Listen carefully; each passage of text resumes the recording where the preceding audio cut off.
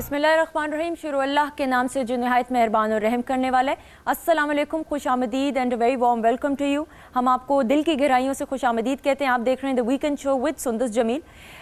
नाज़रीन, इस्लाम ज़िंदा होता है हर करबला के बाद।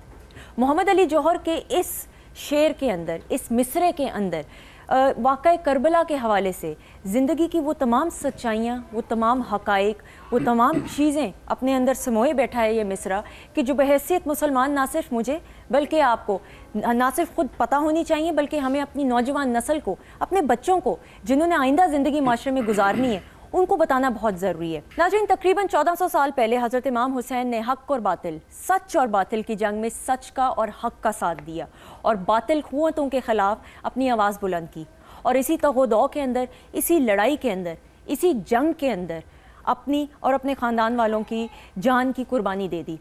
नाज़रीन, वाक़या करबला के ऊपर अगर हम बहैसियत मुसलमान नज़र दौड़ाएँ, जितना मैंने पढ़ा, जितना मैंने सुना, जितना मैंने समझा और जाना अपने बुज़ुर्गों से, किताबों से, इंटरनेट के ज़रिए मुख्तलिफ़ स्कॉलर से जब बातचीत की, तो ये जानने को और समझने को मिला कि वाक़या करबला जो है सिर्फ़ एक वाक़या नहीं है जो इस्लाम से रिलेटेड है, बल्कि बहुत कुछ बहैसियत इंसान हमें सिखाता है। और क्या कुछ सिखाता है कि हक़ का साथ कैसे देना है, सच का साथ कैसे देना है। और अगर आपका ईमान पुख्ता हो तो ज़िंदगी में आप बहुत कुछ कर सकते हैं, आपके अंदर जज्बा ही कुछ और आ जाता है।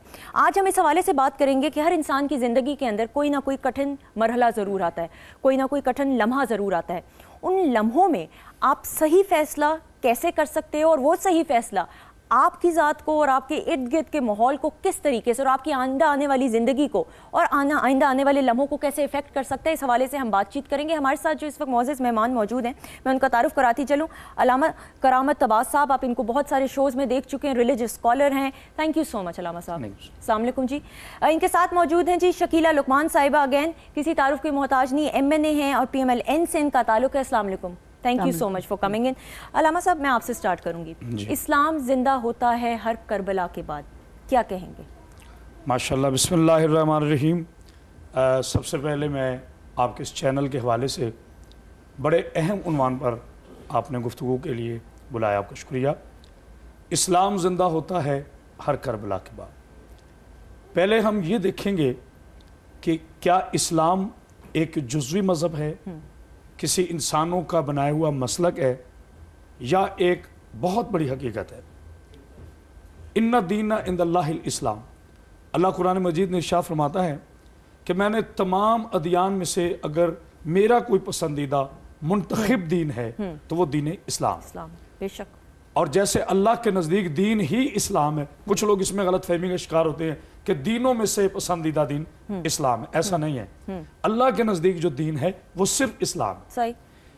तौरात, ज़बूर, इंजील और अल्लाह का पाक कुरान, ये सब के सब इस्लाम का हिदायतनामा है, इस्लाम का ह्यूमन चार्टर है। बेशक। अब हम यहाँ देखेंगे कि जब इस्लाम एक आलमगीर मज़हब है तो मेरे नबी करीम सल्लल्लाहु अलैहि वसल्लम जो हमारे नबी बरहक हैं, उनको भी सिर्फ नबी मुस्लिमीन नहीं कहा गया, बल्कि कुरान मजीद में अल्लाह ने इरशाद फरमाया कि मेरे हबीब जहाँ तक मैं रब्बुल आलमीन हूँ वहाँ तक मेरा नबी रहमत लिल आलमीन है। तो जब मेरा नबी रहमत लिल आलमीन है तो फिर हम ह्यूमन चार्टर की बात करेंगे, फिर आलमगीर इंसानियत की बात करेंगे, फिर पैगाम दीन जो है वो पूरी इंसानियत के लिए। इस्लाम पहले इंसानियत के तहफ़्फ़ुज़ का दर्स देता है। बिल्कुल। जब एक कामिल इंसान बन जाएगा तो वही एक कामिल मुसलमान बन जाएगा। जब वो कामिल मुसलमान होगा तो वही एक कामिल इंसान होगा।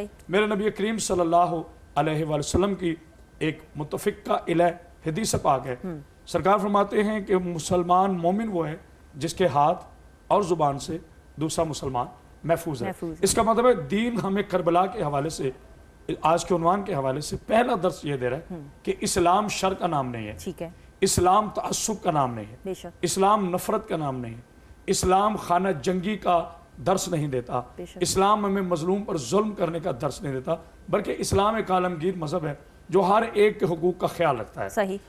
इस्लाम जिंदा होता है करबला के बाद, तो इसमें जनाब इमाम हुसैन अलैहिस्सलाम का जो क़याम है, इमाम हुसैन अलैहिस्सलाम जो करबला में तशरीफ़ ले गए, वो सिर्फ क़याम इस्लाम के लिए नहीं बल्कि मकसद रूह इंसानियत के लिए गए। बेशक। रिश्तों के तकद्दुस क्या है ये करबला ने बताया, माँ बाप की इताअत क्या है ये करबला ने बताया। सब्र का इनाम क्या है, ये हमें करबला ने बताया। बहू, बहन, बेटी, माँ, बीवी, इसके दरमियान जो हद तसाफुल है वो हमें कुरान ने बताया, वो हमें करबला बताया। करबला ये नहीं है कि एक कुर्सी की जंग थी ये और चंद लोग रात को लड़े और सुबह, नेवर। करबला एक अल्लाह का अब्दी पैगाम है और हजरत इमाम हुसैन अलैहिस्सलाम को बचपन में ही वो मोहतरमा तरबियत दे दी गई जिसमें ये बता दिया गया कि करबला होनी है, करबला बर्पा होना है। और ये सिर्फ तहफ़्फ़ुज़ इस्लाम की जंग नहीं, तहफ़्फ़ुज़ इंसान की जंग है, तहफ़्फ़ुज़ तक़द्दुस एहतराम इंसानियत की जंग है। करबला में इस्लाम को ख़तरा नहीं था। हलाल मोहम्मद ता क़यामत हलाल अस्त, हराम मोहम्मद ता क़यामत हराम अस्त। जिससे मेरे नबी ने अल्लाह के हुक्म से हलाल कह दिया वो क़यामत तक हलाल है, उसे कोई बादशाहत, कोई ताकत हराम करार नहीं दे सकती। और जिससे मेरे नबी ने हराम करार दे दिया अल्लाह के हुक्म से वो क़यामत तक हराम है। उससे मेरे पर्सनल व्यूज़, मेरा पर्सनल नॉलेज, मेरा पर्सनल जो पॉइंट ऑफ व्यू है, कुछ भी चेंज नहीं कर सकता। बिल्कुल सही। जो जजीद है बेसिकली उसे यही नारा लगाया था कि कोई वही नहीं आई, कोई कुरान नहीं आया। ठीक है, ये एक हुकूमत हासिल करने के लिए खानदान बनु हाशिम का ढोंग है। ठीक है, लिहाजा आपको जो अच्छा लगे, अब मैं दर पर्दा, चूंकि मेरी बेटियां बहनें तमाम आलम इस्लाम सुन रहे हैं तो उसकी कुछ चीजें हैं जो मैं दर पर्दा बिल्कुल ठीक कि आप जो चाहे करो, ठीक है, हर हदूद को तोड़ दो। ठीक है, इंसान आया है इस दुनिया में सिर्फ लुत्फ के लिए, सही, लेकिन अल्लाह ने फरमाया नहीं। सही। इमाम हुसैन अलैहिस्सलाम ने कहा नहीं, सही, हम आए हैं इंसानियत के तहफ़्फ़ुज़ के लिए, ठीक है, हम आए हैं बहू बेटी की हुर्मत बचाने के लिए। इस्लाम ये नहीं है, इस्लाम इज्जत देने का नाम। यानी इन तमाम चीजों के बावजूद अपने मकसद से नहीं हटे। नहीं, आप देखें वही कहते कि हजरत अल्लामा इकबाल ने इस जगह पर फरमाया कि इस्लाम के दामन में बस इसके सिवा क्या है, इस्लाम के दामन में बस इसके सिवा क्या है। एक ज़रब जदुल्लाही तो एक सजदा शब्बीरी, यानी बाप की तलवार इस्लाम की हिफाजत के लिए उठते ही तो बेटे का सजदा इस्लाम की हिफाजत के लिए। मोहतरमा बात यह है कि काश अल्लाह करे हम लोग फ़िरक़ावारियत से हटकर अपनी अपनी अनापरस्ती के खौल से बाहर आकर हम अल्लाह और उसके रसूल की पाकीज़ा शरीयत के मुताबिक दीन को समझें तो फिर मुसलमान ऐसे हो जाएं। और हमें ज़रूरत है कि जैसे आज अगर काबा वाले इकट्ठे हो जाएं तो कलीसा वाले हमारे फैसला नहीं करेंगे।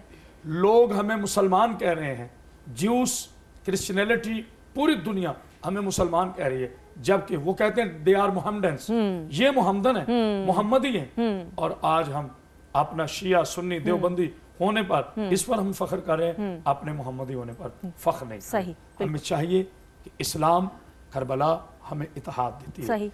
करबला का दर्स मोहब्बत है, करबला के दर्स में नफरत नहीं। एक जुमला मैं अर्ज करना चाहता हूँ आपके इस पाकीज़ा चैनल के तवस्सुल से और उस पाकीज़ा हुर्मत वाले महीने के तवस्सुल से कि देखिए दो चीजें हैं, एक जहाद है, एक फसाद है। फर्क क्या है? जहाद नाम है अपने आप को खुदा पे कुर्बान कर देना, बेशक अपने आप को अल्लाह की इताअत पे कुर्बान कर देने का नाम है जहाद। और अना क्या है? अपने आप को बचाने के लिए लोगों को कुर्बान कर देने का।